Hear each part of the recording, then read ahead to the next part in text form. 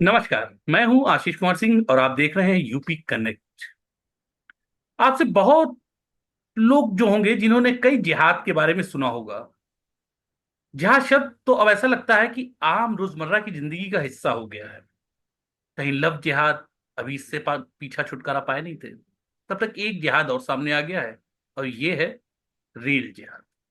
सुनने में भले आपको अजीब लग रहा हो, लेकिन वाकई में ये रेल जिहाद अगर शब्द कहा जाए तो गलत नहीं होगा।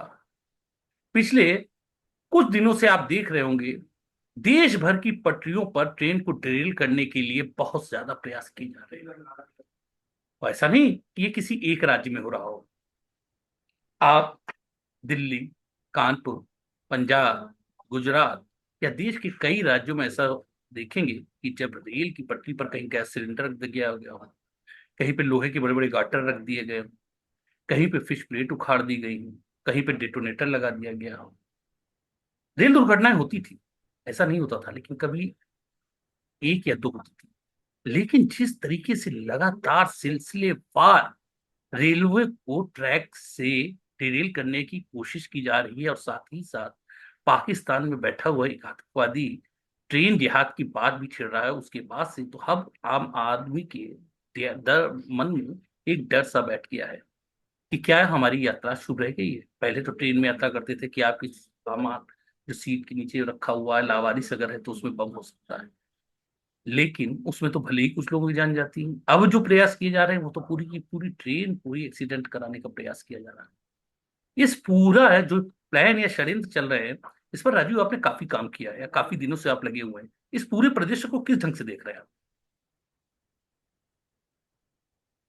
कि इसमें अचानक ये चीजें नहीं हो रही है।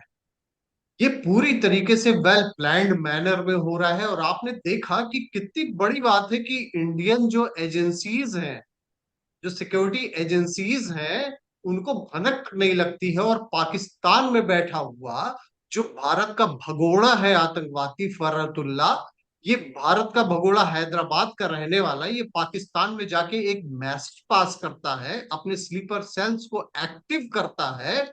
और वो सारे स्लीपर सेल एक्टिव होके और जगह जगह कहीं सिलेंडर रख रहे हैं, कहीं रिम रख रहे हैं, कहीं छड़े रख रहे हैं, कहीं गुजरात में रख रहे हैं, कहीं बठिंडा में रख रहे हैं। हर जगह अचानक सारी चीजें होने लगती हैं। तो सरकार के लिए तो ये अचानक हो सकता है, लेकिन जो स्लीपर सेल है या जो एंटी टेररिस्ट है, ये जो एंटी टेरर एक्टिविटीज में जो इन्वॉल्व है टेररिस्ट, इनके लिए कोई नई बात नहीं है। ये पूरी प्लानिंग करके ये सारा काम करते हैं। आपने देखा होगा कि बहुत साल पहले जब गोधरा में ऐसे कांड हुआ था, तो वो भी पूरी तरीके से प्लानिंग करके किया गया था। एक घटना केवल नहीं थी ये कि चलो ठीक है, एक घटना हो गई और ये इस तरीके से ट्रेन में आग लग गई। उसके पीछे का जब आयोग ने जब उस पर जांच की थी, तो पाया था कि बहुत पहले से ये सारी प्लानिंग चल रही थी।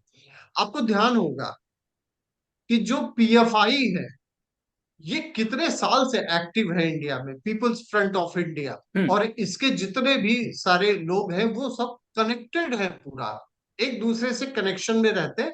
लेकिन ये फेल्योर जो हमारी एजेंसीज है इसका हो जाता है कि भारत में ही बैठ के जो भारत के ही लोग, ये बाहर से थोड़ी ना आए हैं।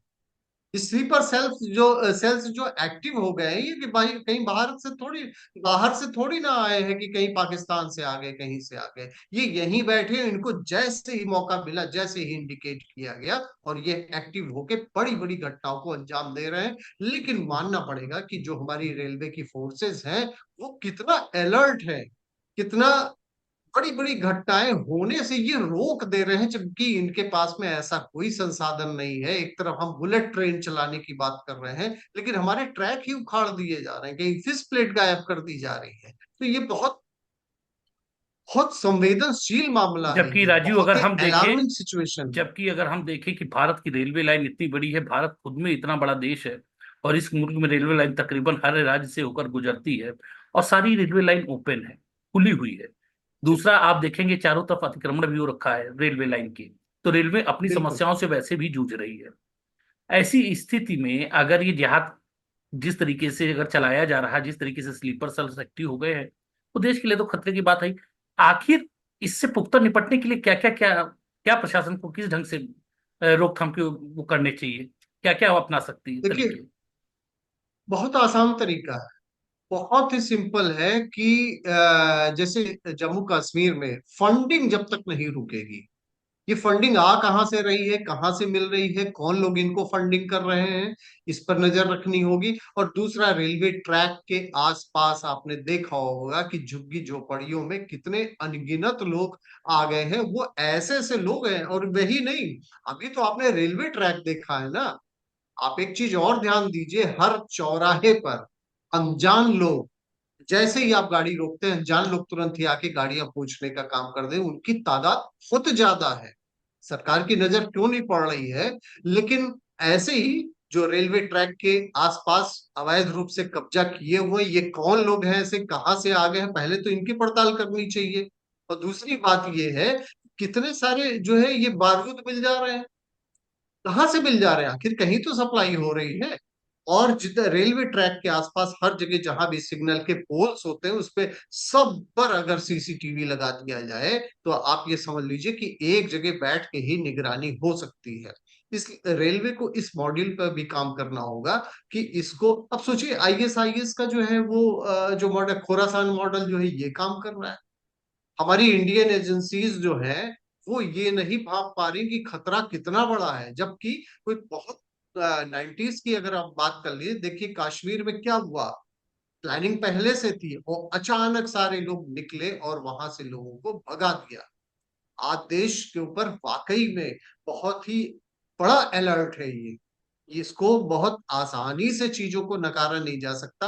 हालांकि अब जो होम मिनिस्टर ने और इन सब ने कहा हुआ है कि एनआईए सीबीआई इन सब की जांच करेगी, अरे ठीक है, घटना की जांच तो तब होगी जब होगी, लेकिन लगातार तो घटनाएं हो रही, उसको तो इमीडिएट रोका जा सकता है। रोका इसलिए जा सकता है, सीसीटीवी हर जगह लगा दिए जाए, हर जगह फोर्स नहीं लगाई जा सकती, लेकिन निगरानी तो की जा सकती है।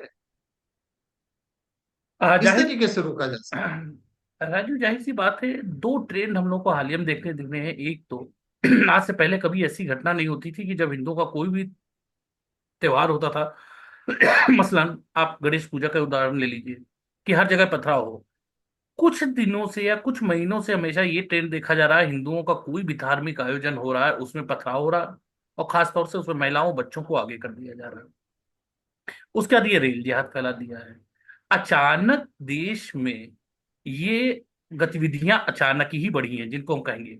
इससे पहले ये सामान्य है। जी। चीज थी, इस तरीके से रेलवे के सामने दिक्कतें नहीं थी, इसी तरीके से हिंदुओं के हर त्योहार पर पथराव नहीं होता था। जाहिर सी बात है कि इसमें सरकारी मशीनरी को तो थोड़ा अवेयर रहना ही पड़ेगा, लेकिन उससे ज्यादा जनता का कहीं भी अहम रोल है कि वो भी अपने जो कर्तव्य हैं, जो अधिकार हैं, उनका पूरी तरीके से पालन करें। बहरहाल, अब देखने वाली है भारतीय रेल कैसे इस चुनौती से निपटती है। लेकिन इतना तो तय है कि जिस तरीके से ये इतनी बड़ी घटनाएं लगातार, कोई दिन अखबार अछूता नहीं रहता है जब ऐसी घटनाओं से भरा ना हुआ हो, तो जाहिर सी बात है कि ये समस्या फिलहाल तो बहुत बड़ी है। धन्यवाद राजीव, इस पर बात करने के लिए।